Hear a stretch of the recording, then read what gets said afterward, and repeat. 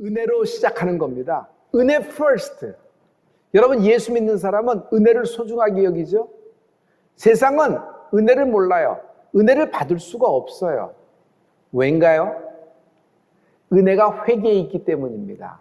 여러분, 예수 믿는 사람, 하나님을 하나님으로 아는 사람이 여러분 회개의 축복이 있죠? 회개하면요, 단절된 채널이 다시 열립니다. 빵 하고 열려요. 시원해지는 겁니다. 하나님과의 채널이 다시 열리는 겁니다. 답답하죠? 인생이 왜 답답할까요? 하나님과 막힌 겁니다. 만약 하나님과 뚫리면요, 하나님은요 시행하십니다. 요한복음 14장 14절의 말씀을 보죠. 우리 다 같이 내 이름으로 무엇이든지 내게 구하면 내가 시행하리라. 아멘. I will do it. 네가 무엇이든지 내 이름으로, 예수의 이름으로 구하면은, 기도하면은 하나님은 시행하신다 그랬어요. I will do it. 하나님이 시행하신다는 축복이 있는 것이에요. 그러므로 성도 여러분, 먼저 은혜로 시작하십시오. 은혜 first입니다. 그러나 여러분, 은혜 받기 전에 먼저 신유, 신원, 부유, 형통으로 시작하려니 실패하는 겁니다. 예수 아님 안에 신유도 있고 신원도 있고 부유도 있고 형통도 있습니다. 그러나 은혜로 시작할 때 성공하는 것입니다. 여러분, 하나님한테 들킨 게 은혜예요. 가인 아시죠? 인류 최초의 살인사건이 일어났습니다. 그러나 가인이 살인을 하기 전에, 동생 아벨을 때려 죽이기 전에 하나님한테 들켰어요. 하나님이, 가인, 안색이 왜 그래? 너 그런 마음이 있어? 네가 다스려야 돼? 그러지 마. 하나님이 제지를 시킨 겁니다. 사인을 준 겁니다. 그러나 가인은요, 그 하나님의 주신 말씀을 그냥 뒤돌아서 버립니다. 쌩까 버립니다. 가인은 회개할 기회를 놓친다. 오늘 하나님은 나에게 회개할 기회를 주십니다. 아무 때나 되는 것이 아닙니다. 회개라는 것은 타이밍이 있죠. 영적인 타이밍이 있는 것입니다. 하나님이 날 사랑하사 오늘 특별히 회개할 기회를 주신 것입니다. 하나님의 시선, 하나님이 무엇을 보고 있나요? 죄를 보고 있나요? 아니요. 하나님은 회개를 하기를 기다리고 계십니다. 기름 부음은 누구에게 임하나요? 성령의 기름 부음은 죄 없는 자에게 임하나요? 아니요. 회개하는 자에게 성령의 기름 부음이 임하는 것입니다. 옥합을 누가 깨뜨렸어요? 베드로가 옥합 깨뜨렸나요? 요한이 옥합을 깨뜨렸나요? 여러분, 가장 많이 용서함을 받은 여인이 하나님께 평생 감사한 마음으로 평생 모은 것을 옥합을 하나님께 드림으로써 하나님의 그 사랑을 표현하고 있잖아요. 그러므로 회개가 많은 곳에 더 큰 은혜가 임한다. 어떤 이는요, 회개가 시작되기까지 너무 오래 걸리는 인생이 있어요.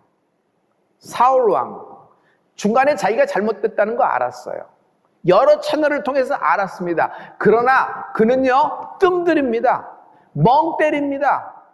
그러다 끝났어요. 여러분, 어떤 하나님의 말씀이 딱 떨어졌을 때 그것을 인정하고 확 받아들여야 돼요. 그리고 성령님이 내게 감화 감동을 줬을 때, 여러분, 그때 기도하고 그때 기도할 때 하나님의 음성이 내게 증폭이 되기 시작해요. 그때 기회를 놓치지 않고 기도할 때 연동된 기적, 연동된 풀림, 연동된 축복의 역사가 일어나는 것입니다. 그래서 영적인 것은 타이밍이 있어요. 성도 여러분, 오늘 이 회개할 기회를 놓치면 끝나버리는 겁니다. 지금이 바로 회개할 기회인 것입니다. 죄는요, 하나님을 멸시한 겁니다. 죄는요, 하나님을 욕보이는 것입니다. 사람과의 관계에서, 타인과의 관계에서 죄를 지었으면 그 사람하고 관계 아니에요? 아니에요. 하나님을 멸시한 것이 죄예요. 그러므로 죄는 하나님과의 관계입니다. 다윗이 위대한 점이 이것이에요. 회개할 기회를 놓치지 않아요. 회개할 기회를 딱 잡습니다. 그가 무슨 얘기를 해요? 나단 선지자가 와서 다윗, 당신이 죄인입니다. 정확히 지목했을 때 그는 회피하거나 멍 때리거나, 알겠습니다, 시간을 봐서 회개하겠습니다, 내일 다시 오십시오, 뭐 이러지 않았어요. 그 자리에서 엎드려서 뭐라고요? 주여 내가 여호와 앞에 죄를 지었나이다. 우리아의 아내 밧세바를 들먹이면서 핑계치 않아요. 그냥 자기 자신이 하나님과 앞에서 죄를 지었다고 고백하니까 하나님이 다윗에게 회개할 기회를 주시는 것입니다. 성도 여러분, 아무리 뉘우치고요, 반성하고 후회하고 깊이 고민한다고 해도 문제가 풀리는 건 아니지요.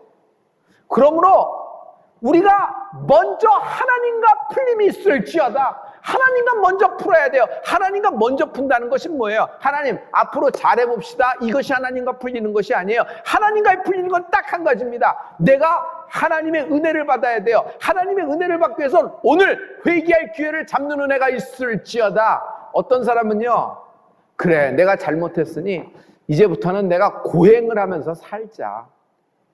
남몰래 내가 갖고 있는 것으로 가서 선행을 좀 쌓자. 그리고 과거를 속지 않은 마음으로 이렇게 하루하루를 살아가자. 이거는 아니에요. 왜냐하면 회개 없이 고행, 회개 없는 선행, 이것이 하늘나라하고 연결된다고 생각하세요? 당신의 로맨스에 불과합니다. 제가 이것을 한마디로 할게요. 비유컨대 내가 물에 빠져 죽어가면서 자기 머리털을 자기 손으로 잡아 끄집어내어서 내가 살릴 수가 있을까요? 불가능해요. 그런 얘기를 하는 겁니다. 그럴 때는요, 누군가 위에서 전능자의 손이 나를 끄집어내야 되는데 하나님의 손을 붙잡는 은혜가 있을지어다. 그 손을 잡는 은혜가 있을지어다. 그 손을 잡는 게 뭐예요? 내가 회개하는 거예요. 내가 회개할 때 단절되었던, 끊어졌던 하나님의 손을 다시 잡는 거예요. 할렐루야! 할렐루야! 오늘 성도 여러분, 지금 예배하고 있는데 옆에 사람이 있죠. 오늘 옆에 사람 신경 쓰지 마십시오. 오직 하나님과 나와 하나님 단 둘의 시간입니다. 하나님은요, 나와 가까우신 분이에요. 아버지보다도 더 친해요.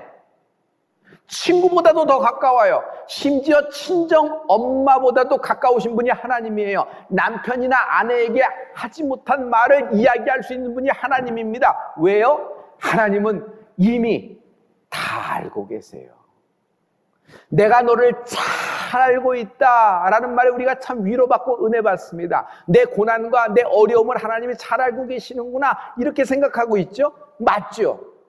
그래서 내가 거기서 위로와 희망을 찾기도 합니다. 하지만 반면에 그 얘기는 뭐예요? 이런 말도 있는 거예요. 너의 모든 숨어서 했던 모든 것 내가 다 알고 있다. 그러므로 하나님께 구할 때 자존심 상할 것도 없어요.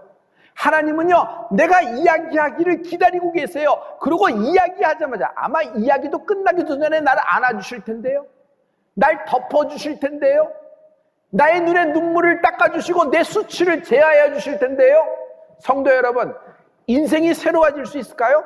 세상에서는 새로운 것이 없습니다. 세상에 새 것이 어디 있어요? 어제 것이 오늘 오고 오늘 것이 내일 반복되는 것뿐인데 세상에 새 것은 없습니다. 그러나 여기 새 것이 있으니 보라, 이전 것이 지나갔으니 새 것이 되었도다. 내 인생은 새로워질 수가 있습니다. 얼룩진 인생, 찢어진 인생, 조각난 인생, 여기저기 상처난 인생, 헌대가 있는 인생, 일어나지도 못하는 그런 인생, 하나님이 당신을 세워주실 것입니다. 하나님은요, 은혜가 풍성하신 분입니다. 여러분, 우리 찬송가 잘 알고 있죠? 은혜가 풍성한 하나님은 믿는 자 한 사람 한 사람. 우리는 이 찬양을 할 때 부흥회가 시작되나 보다, 박수치라는 얘기지. 오늘 목사님이 뭐 뜨겁게 뭘 하시나 보다, 좀 열받으셨네, 이렇게 생각하는데 아니, 그 정도만의 이야기가 아니에요. 하나님은 은혜가 풍성하신 분이에요. 은혜가 풍성하시다는 것은 내가 어떤 나의 어두운 과거를 이야기한다고 하더라도 하나님은 날 안아주시고 용납하시고 용서하실 수 있는 분이에요. 할렐루야! 하나님은 날 용서하십니다.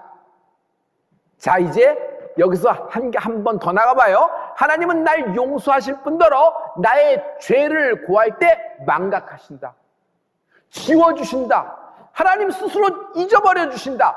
할렐루야! 망각이라는 것은 일단 회개할 때 그 죄를 기억지 않으신다는 얘기죠. 이것이 은혜예요. 오늘 내게 은혜가 임한 겁니다. 믿으면 용서받는 것이에요. 그러므로 믿음을 갖고 있는 사람은 크리스찬이에요. 그 믿음이 뭐예요? 하나님은 나를 용서하신다. 하나님은 나의 모든 죄를 망각하신다. 할렐루야.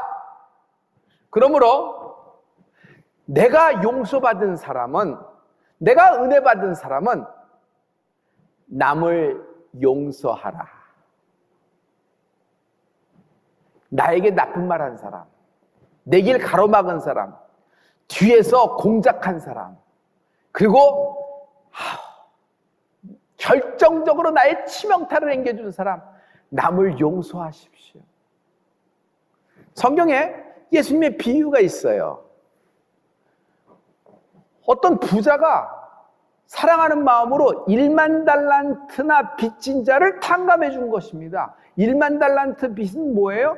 갚을 수가 없는 빚이에요. 일평생 일해도. 근데 그 1만 달란트를 탕감해 줬습니다. 그러니 이 사람이 얼마나 기쁘고 얼마나 가벼워요. 그냥 매일매일 잠 못 자가도 그냥 와 이래서 너무 기뻐서 감사합니다 감사하고 자기 집으로 갔어요. 자기 집으로 가서 한 제일 첫 번째 일이 뭔지 아세요?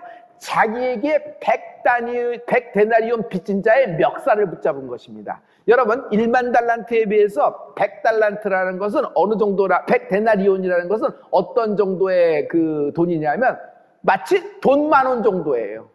돈 10,000원 정도 자기에게 빚지고 안 갚았다고 그 사람 멱살을 잡은 겁니다. 그러자 주인이 그 사람을 보고 너무 화가 나서 마태복음 18장 34절에 이런 말씀을 합니다. 다 같이 주인이 노하여 그 빚을 다 갚도록 저를 옥졸들에게 붙이니라. 주인이 너 화를 내면서 뭐냐면 저놈 다시 잡아라.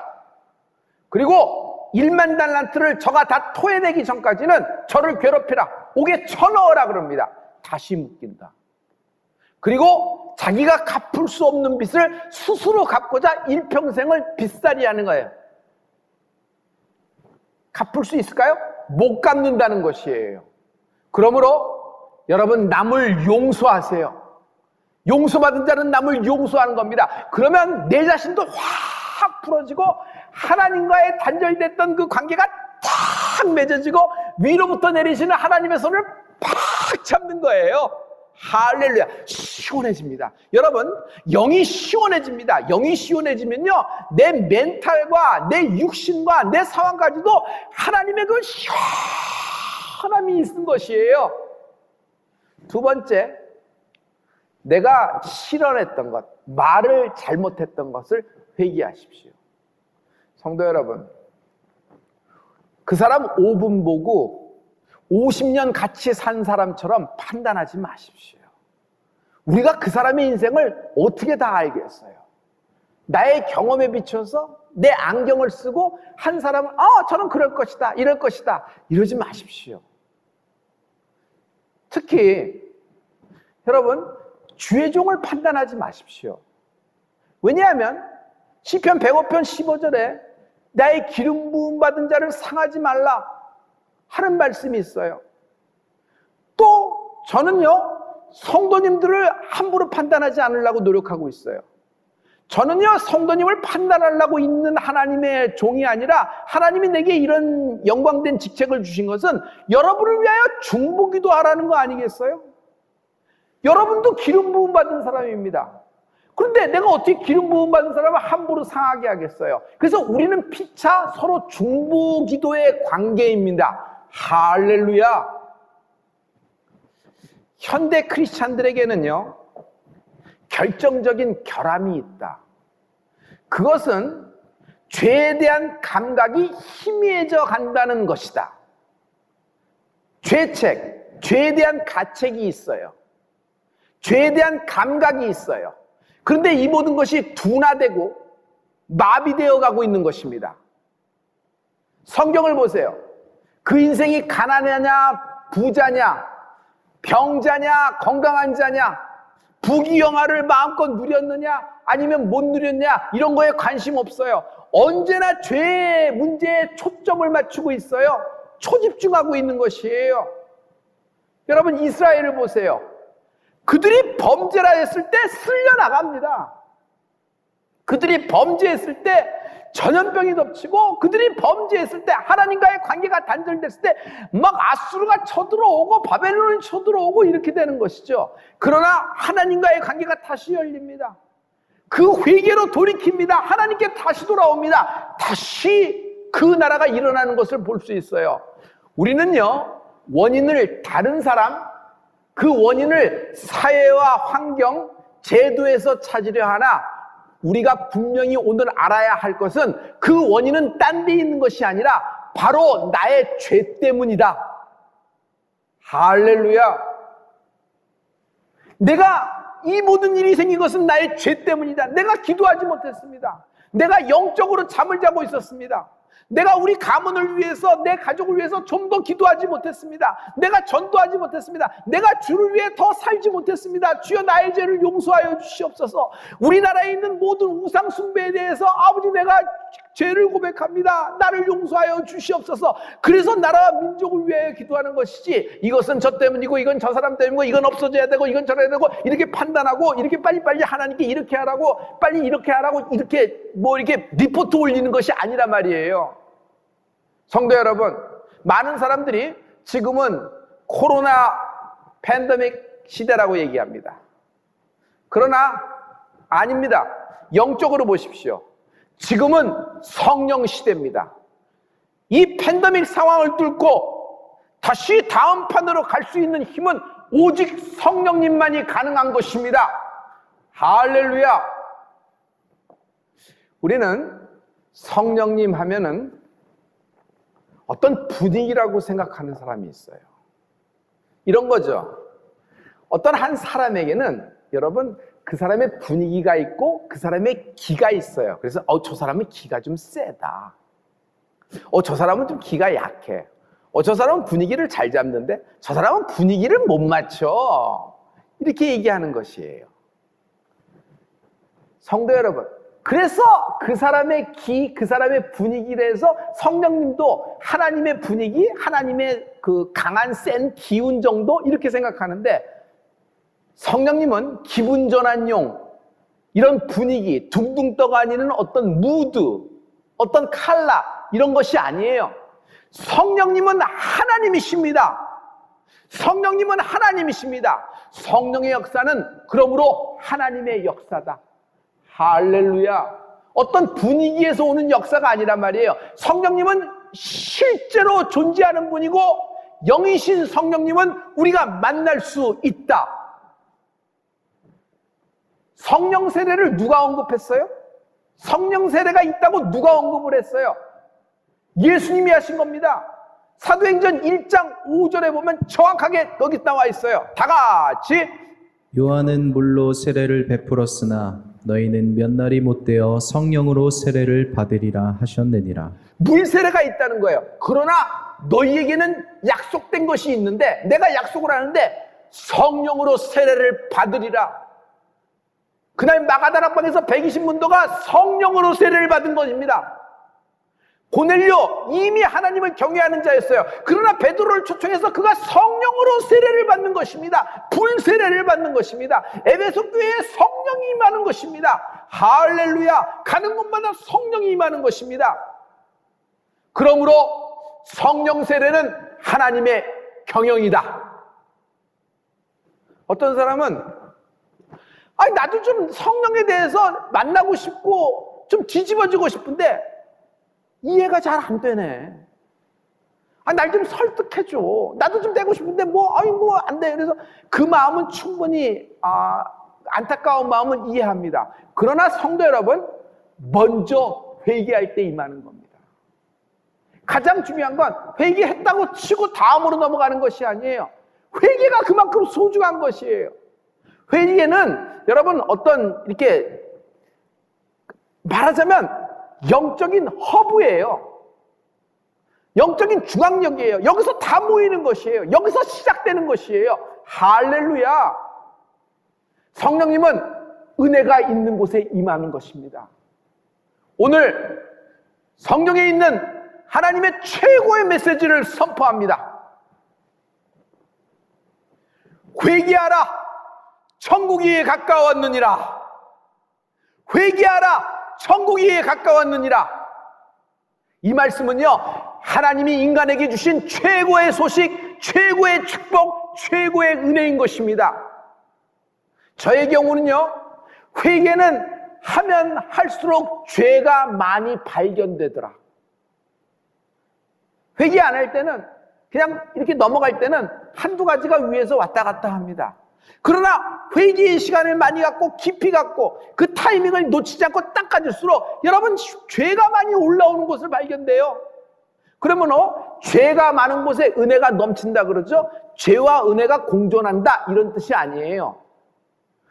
죄가 많이 발견된 곳에, 기도하면 회개하면 죄가 많이 발견되잖아요. 그 회개할 때 은혜가 넘친다는 것입니다. 저주 속에 살 필요 없습니다.